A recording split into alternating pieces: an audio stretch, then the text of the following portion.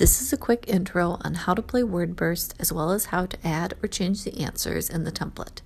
There are two versions of the PowerPoint, one with a scoreboard and one without. In order to use the scoreboard version, you need to select Enable Macros as well as enable any other prompts you might get when you open the file. You'll want everything enabled for the game to work. If you don't want to or can't use macros, you can use the basic version without the scoreboard instead and just keep track of the scores yourself. I'm going to show you the version with the scoreboard, but both versions are played the same way. To start, open the file and click Start the slideshow from the beginning. Decide on your two teams, and when you're ready, click Play Game. Each round starts with instructions on how to play. For round 1, you'll be given a category and will have 1 minute to guess 10 answers related to that category. You'll get 1 point for each answer you guess right. Once you've gone over the instructions and Team 1 is ready to play, click Start Round 1 to begin.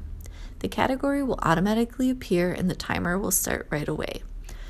As the team members start guessing words, you as the host will click on the small box next to any answers they guess correctly.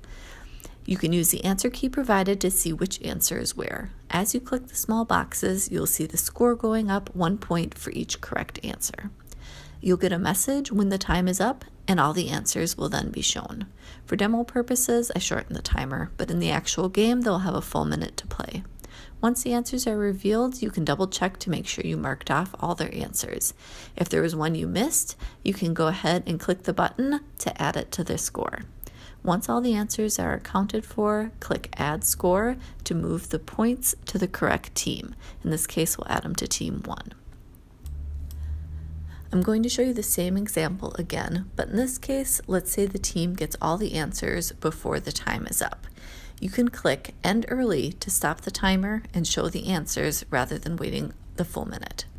There's a couple other buttons to be aware of. If you need to manually change one of the team scores for some reason, you can use the arrows to go up or down. If you want to start over or replay the game, click Reset Scores and it will reset everything to 0. We'll click on the right arrow to move on to the next slide. Round 2 is Backward Burst. In this round, you will start with 1 clue and will have 1 minute to guess the word that connects the clues together.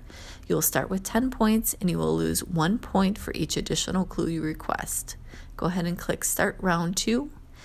You will see that there's question marks at the top, which is the word you're trying to guess. When the team is ready, you as a host will click on the Start Game box in the upper left. This will show the first clue and start the timer. You'll see the score starts at 10 points. When a team asks for a second clue, click on the next box. It will show the next clue and lower the score by 1 point. The team can keep asking for clues to help guess the answer. As the host, you might want to remind them that they can get more clues before their time runs out. If they get the answer, which is shown on your answer key, you can click End Early and then click Add Score to move the points to the correct team. We'll add it to Team 1 again. I'm going to show you the same example again, but in this case, let's say that the team doesn't get the answer before the time is up. In that case, you can click the missed word 0 points button to reset the score to 0 before moving on to the next round. Round 3 is Bet Your Burst. The game is played the same as round 1, but in round 3, you can place a bet for double the points. If you beat your bet, you get the points you bet plus 1 point for each answer you got correct.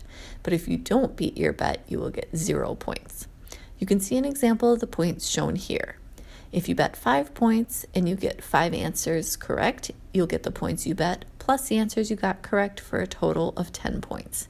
If you bet 5 points and you get 10 answers correct, again, you would get the points you bet plus the correct answers for a total of 15 points.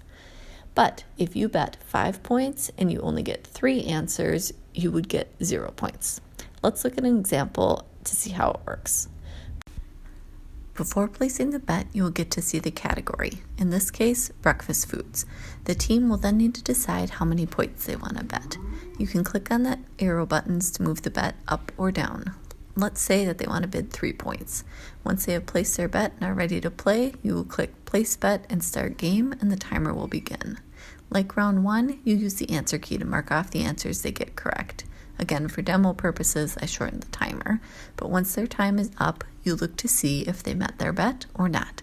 So in this example, they bet 3 points and they got 5 answers correct. So you would click Bet Met, which would make their total points 8 points. You can then move the points to the correct team with the Add Score button. I'm going to show you the same example again, but in this case, let's say that the team bets 8 points, but they only get 5 correct answers before the time runs out. In that case, you would click Not Met, and that will reset both the bet and the score to 0, and you can move on to the next round. And that's how you play Word Burst.